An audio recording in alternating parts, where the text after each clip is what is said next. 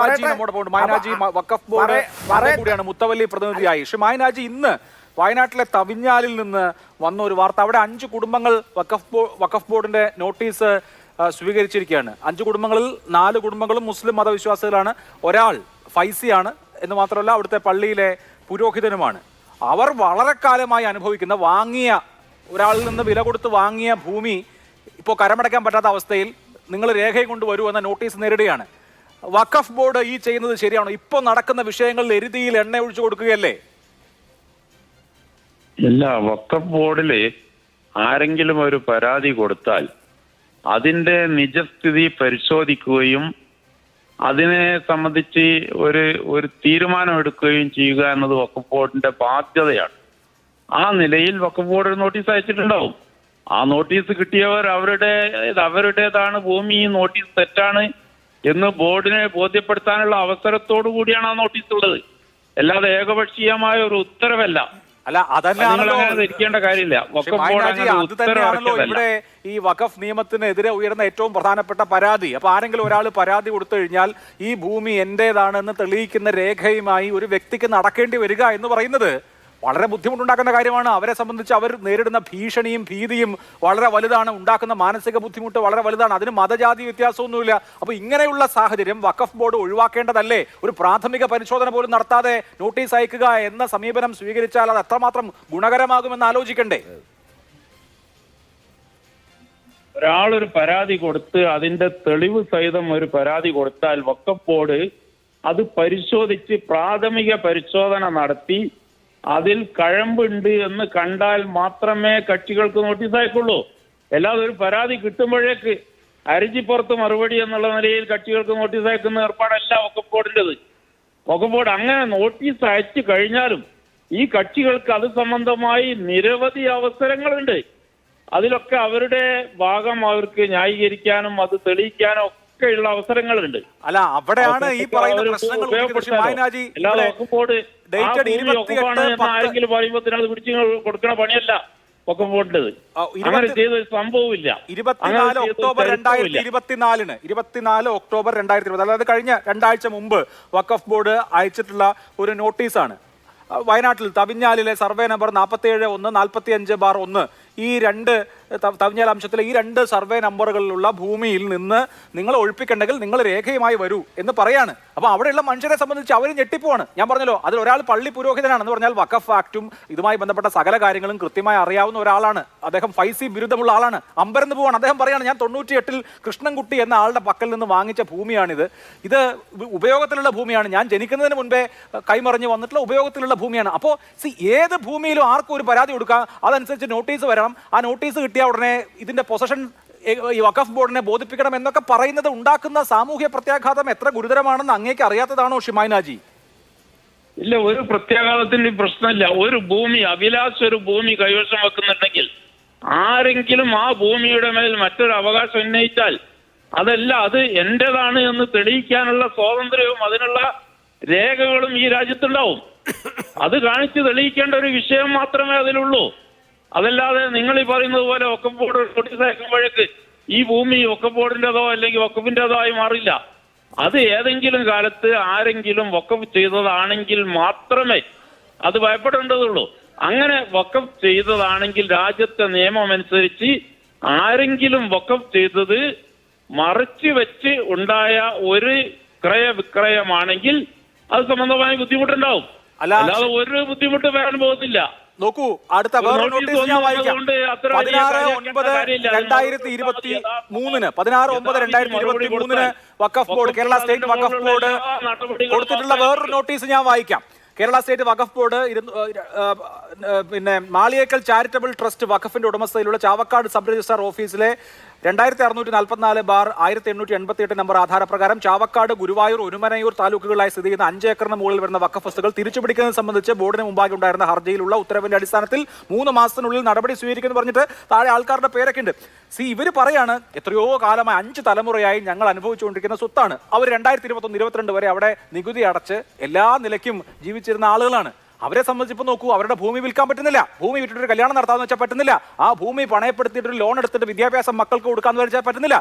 ഈ നടപടിക്രമം കൊണ്ട് എത്ര മനുഷ്യരാണ് ബുദ്ധിമുട്ടുന്നത് ശ്രീ മായനാജി. ഇതൊരു നിസ്സാര പ്രശ്നമായിട്ട് എങ്ങനെ കാണരുത്? ഓക്കെ, നിങ്ങൾക്ക് രേഖയില്ലേ, ആ രേഖ വന്ന് തെളിയിച്ചാൽ പോരെ എന്നൊക്കെ വളരെ കാഷ്വൽ ആയിട്ട് പറയല്ലേ?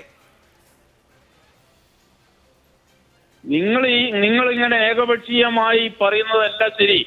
ഈ ഒരു സംഗതി വഖഫ് ബോർഡിന് ഒരു പരാതി കിട്ടിയാൽ ആ ഭൂമി വഖഫാണ് എന്ന് തെളിവ് സഹിതം ആരെങ്കിലും പരാതി ഉന്നയിച്ചാൽ മാത്രമേ വഖഫ് ബോർഡ് ബന്ധപ്പെട്ട പ്രാഥമികമായി വഖഫ് ബോർഡിന് ആ കാര്യത്തിൽ കാര്യമുണ്ട് എന്ന് തോന്നിയാൽ മാത്രമേ നോട്ടീസ് അയക്കുന്ന പ്രശ്നമുള്ളൂ. അല്ലാതെ വെറുതെ ഒരാളൊരു കത്തയച്ചാൽ അത് ഭൂമി വഖഫാണ് എന്ന് പറഞ്ഞൊരു കത്തയച്ചാൽ വഖഫ് ബോർഡ് അതിന്റെ പിന്നാലെ പോകുന്ന പ്രശ്നമില്ല. അല്ല, തെറ്റിദ്ധരിപ്പിക്കരുത്. ഞാൻ തെറ്റിദ്ധരിപ്പിച്ചതല്ല. 187 കുടുംബങ്ങളാണ് ഈ പറഞ്ഞ സർവേ നമ്പറുകളിലായി 187 കുടുംബങ്ങളാണ് സാർ താമസിക്കുന്നത്. അവര് രാവിലെ 87 പറഞ്ഞ കാര്യമാണ്. ശരി, അനാവശ്യമായി അവർക്ക് നോട്ടീസ് വന്നിട്ടില്ല. അതിലേതെങ്കിലും കാലത്ത് വഖഫ് ചെയ്തത് മറച്ചു വെച്ച് ആരറിയാനാണ് ഇതൊക്കെ നടത്തിയെങ്കിൽ മാത്രമേ അവിടെ താമസിക്കുന്ന ആളുകൾ സാധാരണ ആളുകളാണ്. അവരെ സംബന്ധിച്ച് അവർക്ക് പാരമ്പര്യമായി കിട്ടിയതോ പണം കൊടുത്തു വാങ്ങിയതോ ആയ ഭൂമിയാണ്. പണം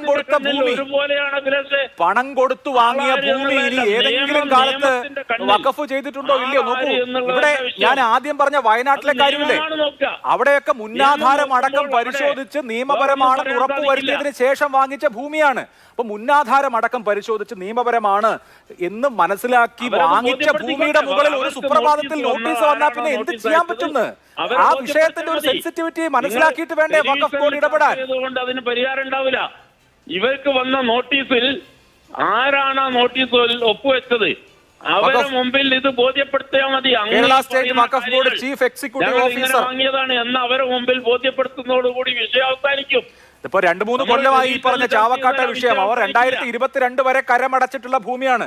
2-3 വർഷമായി 2022 വരെ കരമടച്ചിട്ടുണ്ടെങ്കിൽ 2024 കരമടയ്ക്കാം. പക്ഷേ പറഞ്ഞോ, അതവിടെ ബോധ്യപ്പെടുത്തിയാൽ വിഷയം തീരും. ഇതൊക്കെ എപ്പോ ബോധ്യപ്പെടണം, എങ്ങനെ ബോധ്യപ്പെടും? തീരാൻ പോണില്ല. ഇതൊക്കെ എപ്പോൾ എങ്ങനെ ബോധ്യപ്പെടും? ഞാൻ നേരത്തെ 2-3 വിഷയങ്ങൾ പറഞ്ഞല്ലോ. ഇതുപോലെയുള്ള വിഷയങ്ങൾ വളരെ വ്യാപകമായി വരുമ്പോ ഇതൊരു സെൻസിറ്റീവായ ഇഷ്യൂ ആണ് എന്ന നിലയിലുള്ള പ്രതികരണമെങ്കിലും നടത്താനുള്ള ബാധ്യത വഖഫ് ബോർഡിന് ഇല്ലേ എന്നുള്ളതാണ് എന്റെ ചോദ്യം. ചർച്ച ചെയ്യുന്നത് കേട്ടാൽ ഒരാഴ്ച മുമ്പ് സ്റ്റേറ്റ് ഗവൺമെന്റോ അല്ലെങ്കിൽ സെൻട്രൽ ഗവൺമെന്റിന് ഇതിൽ ഉത്തരവാദിത്തമില്ല. ഒരാഴ്ച മുമ്പ് കേരള സ്റ്റേറ്റ് ഗവൺമെന്റോ അതല്ലെങ്കിൽ ഇവിടുത്തെ പ്രതിപക്ഷം ഉണ്ടാക്കിയതാണ് നിയമം എന്നുള്ള രൂപത്തിലാണ് ഇപ്പൊ കഴിഞ്ഞ കുറെ ദിവസമായി ഇവിടെ ചർച്ചകളിലൂടെ അന്തരീക്ഷ മലിനീകരണം നടത്തുന്നത്. അതിന്റെ യഥാർത്ഥത്തിൽ ഇത് അന്തരീക്ഷ മലിനീകരണത്തിന്റെ പ്രശ്നമല്ല സാർ. മുനമ്പം എന്ന് പറയുന്ന സ്ഥലത്ത് താമസിക്കുന്ന 609 കുടുംബങ്ങളുടെ വിഷയം, ചാവക്കാട് എന്ന് പറയുന്ന സ്ഥലത്ത് താമസിക്കുന്ന 187 കുടുംബങ്ങളുടെ വിഷയം, വയനാട് തവിഞ്ഞാൽ എന്ന് പറയുന്ന സ്ഥലത്ത് താമസിക്കുന്ന 5 കുടുംബങ്ങളുടെ വിഷയം. ഇത് ആരോ ശബ്ദ മലിനീകരണം ഉണ്ടാക്കുന്നതല്ല, ഈ ആളുകളുടെ വിഷയമല്ലേ? എനിക്ക് മനസ്സിലാവുന്നില്ല അങ്ങ് എന്താണ് അങ്ങനെ പറയുന്നത് എന്ന്. ഈ മനുഷ്യർക്ക് ജീവിക്കണ്ടേ? ഇത് ആളുകളുടെ ജീവനത്തിന്റെയും ജീവിതത്തിന്റെയും പ്രശ്നമല്ലേ? എന്തിനാ ഈ അന്തരീക്ഷ മലിനീകരണം നടത്തുന്നത്? ഇപ്പൊ ഈ അന്തരീക്ഷ മലിനീകരണത്തിന് ഇന്ത്യ രാജ്യത്ത് അങ്ങനെ നിയമം ഇന്ന് നിലവിലില്ല. ആ നിയമത്തിന്റെ സാധ്യതകൾ ദുരുപയോഗം ചെയ്യുന്നതിനെ കുറിച്ചാണ് ഇവിടുത്തെ പ്രശ്നം. ഇന്ത്യ രാജ്യത്ത് ഇന്ന് നിലവിലില്ല. അല്ല, ആ നിയമം ദുരുപയോഗം. ഇപ്പൊ ഞാൻ ഒറ്റ കാര്യം കൂടി ശ്രീ മായനാജിയുടെ ശ്രദ്ധയിൽപ്പെടുത്താം. ഒറ്റ കാര്യം കൂടി, താങ്കൾ കോഴിക്കോടാണല്ലോ. അങ്ങനെ ദുരുപയോഗപ്പെടുത്തുന്നത് ഒറ്റ കാര്യം കൂടി എന്ന് പറയുന്ന സംവിധാനത്തിന്റെ മുകളിൽ വഖഫ് ട്രിബ്യൂണൽ ഉണ്ട്. അല്ല, ഇന്ന് കേരള ഹൈക്കോടതിയിൽ നിന്ന് ഒരു വിധി വന്നു. ഒരു സെക്കൻഡ് ശ്രീ മായനാജി, ഒരൊറ്റ കാര്യം ഞാൻ ശ്രദ്ധയിൽപ്പെടുത്താം. അങ്ങ് വഴങ്ങൂ. ഇവിടൊക്കെ പോയി നീതിക്ക് വേണ്ടി പോകാനുള്ള അവകാശമുണ്ടായിരിക്കും. അല്ല, ഒരു കാര്യം ഞാൻ അങ്ങയുടെ ശ്രദ്ധയിൽപ്പെടുത്താം. എത്ര കാലവും എത്ര സമയവും എത്ര എഫർട്ടും അതിനുവേണ്ടി ചെലവഴിക്കേണ്ടി വരും എന്നുള്ളതാണ്. പക്ഷെ ഒറ്റ കാര്യം ഞാൻ അങ്ങയുടെ ശ്രദ്ധയിൽപ്പെടുത്താം. താങ്കളുടെ കോഴിക്കോട് ഉണ്ടായ വിഷയമാണ്. കോഴിക്കോട് വെള്ളിമാട് കുന്നിനടുത്ത് മേരിക്കുന്നിൽ ഒരു പോസ്റ്റ് ഓഫീസ് പ്രവർത്തിച്ചിരുന്നു. ആ പോസ്റ്റ് ഓഫീസ് പ്രവർത്തിച്ചിരുന്നത് JDT ഇസ്ലാമിന്റെ കെട്ടിടത്തിലാണ്. അവർക്ക് ഒരു വാടക കരാർ ഉണ്ടായിരുന്നു. ആ കരാർ അനുസരിച്ച് JDT ഇസ്ലാമിന്റെ കെട്ടിടത്തിൽ പോസ്റ്റ് ഓഫീസ് പ്രവർത്തിച്ചുകൊണ്ടിരിക്കുകയായിരുന്നു. അങ്ങനെ പ്രവർത്തിച്ചുകൊണ്ടിരുന്ന പോസ്റ്റ് ഓഫീസ് 2004 ആയപ്പോൾ അവർക്ക് ആ കെട്ടിടത്തിൽ ഷോപ്പിംഗ് കോംപ്ലക്സ് പണിയണം. അതുകൊണ്ട് വേറൊരു കെട്ടിടം കൊടുത്തു, അവരുടെ തന്നെ കോംപ്ലക്സിൽ. അങ്ങനെ വേറൊരു കെട്ടിടത്തിൽ പ്രവർത്തിച്ചു വരികയായിരുന്നു. അങ്ങനെ കുറെ കാലം കഴിഞ്ഞപ്പോൾ ഇവരോട് ഈ വാടകക്കാരോട് ഒഴിയാൻ ആവശ്യപ്പെട്ടു. ആ സമയത്ത് ഇന്ത്യൻ പോസ്റ്റൽ സർവീസ് പത്രങ്ങളിലൊക്കെ പരസ്യം കൊടുത്തു, കെട്ടിടം തേടിക്കൊണ്ട്. വേറൊരു സ്ഥലത്തേക്ക് മാറണമല്ലോ, പോസ്റ്റ് ഓഫീസ് അവിടെ നിന്ന് മാറ്റിയാൽ വേറൊരു സ്ഥലത്തേക്ക് മാറണമല്ലോ. അതിനിടയിൽ ഈ പറഞ്ഞ എവിക്ഷൻ പ്രൊസീഡിങ്സ് നടന്നു. ഇപ്പോൾ സംഭവിച്ചിരിക്കുന്നത് എന്താണെന്ന് വെച്ച് കഴിഞ്ഞാൽ ഈ പോസ്റ്റ് ഓഫീസ് എന്ന് പറയുന്നത് ഇന്ത്യൻ പോസ്റ്റൽ സർവീസിന്റെ ഭാഗമുള്ള ആ പോസ്റ്റ് ഓഫീസിലെ ജീവനക്കാരായ പോസ്റ്റ് മാസ്റ്റർക്കും പോസ്റ്റ്മാനുമെതിരെ ഈ വഖഫ് ആക്ടിന്റെ 152A അനുസരിച്ച് ക്രിമിനൽ കേസ് എടുത്തിരിക്കുകയാണ്. നോക്കൂ, അത് ആ വകുപ്പിന്റെ ദുരുപയോഗമല്ലേ? ഒരു പോസ്റ്റ് ഓഫീസുമായി ബന്ധപ്പെട്ട തർക്കം, സാധാരണ ഇപ്പോൾ വാടക ഒഴിയുന്നതുമായി ബന്ധപ്പെട്ടൊക്കെ എത്രയൊക്കെ തർക്കങ്ങൾ ആരൊക്കെ തമ്മിൽ നടക്കാറുണ്ട്, സ്വാഭാവികമായി നടക്കുന്ന തർക്കമല്ലേ? അവിടെ ഈ വഖഫ് ആക്ടിന്റെ 152A പ്രയോഗിക്കുകയും പോസ്റ്റ്മാനെയും പോസ്റ്റ് മാസ്റ്ററെയും ക്രിമിനൽ കേസിൽ പ്രതിയാക്കുകയും ചെയ്തു. ഇന്ന് കേരള ഹൈക്കോടതി ആ കേസ് ക്വാഷ് ചെയ്തിട്ടുണ്ട്. ഈ കേസ് നിലനിൽക്കില്ല എന്ന് പറഞ്ഞിട്ടുണ്ട്. അപ്പോൾ ഇങ്ങനെ ദുരുപയോഗം ചെയ്യപ്പെടാവുന്ന ഒരു ആക്ടാണ് ഈ 2013 ഭേദഗതി എന്നുള്ളത് വസ്തുതയാണ്. അത് അഭിസംബോധന ചെയ്യാതെ നമുക്ക് എങ്ങനെയാണ് ഒരു ബഹുസ്വര സമൂഹത്തിൽ മുന്നോട്ട് പോകാൻ കഴിയുക? ശ്രീ മൈനാജി, ഒരു നിയമത്തിന്റെ ദുരുപയോഗത്തിന്റെ ക്ലാസിക് ആയിട്ടുള്ള എക്സാമ്പിൾ അല്ലേ? ഒരു പോസ്റ്റ്മാനെയും പോസ്റ്റ് മാസ്റ്ററെയും ഈ വഖഫ് ആക്ടിലെ 152A അനുസരിച്ച് ക്രിമിനൽ കേസിൽ പെടുത്തത് ശരിയായിരുന്നോ? 2013 നിയമം വന്നു കഴിഞ്ഞിട്ട് 11 കൊല്ലം കഴിഞ്ഞു. 11 കൊല്ലം കഴിഞ്ഞു. ഇവിടെ അത് ദുരുപയോഗം ചെയ്തു എന്ന് പറഞ്ഞ് ഇന്ത്യ രാജ്യത്ത് ആരും ഇതുവരെ വന്നിട്ടില്ല. അങ്ങനെ എവിടെയെങ്കിലും ഏതെങ്കിലും ദുരുപയോഗം നടന്നിട്ടുണ്ടെങ്കിൽ അതിന് കേസ് പറയാനുള്ള അവകാശം വഖഫ് ട്രിബ്യൂണലിനുണ്ട്. അല്ല, ഇന്ന് കേരള ഹൈക്കോടതി നൽകിയ ഉത്തരവിനെ കുറിച്ചാണ് ഞാൻ പറഞ്ഞത്. കോടതിയുണ്ട്, അതൊക്കെ ഇവിടെ ഉപയോഗപ്പെടുത്താലോ? ഞാൻ പറഞ്ഞു മൈനാജി, ഇപ്പൊ നോക്കൂ, 2014 നടന്ന സംഭവമാണ് ഇത്.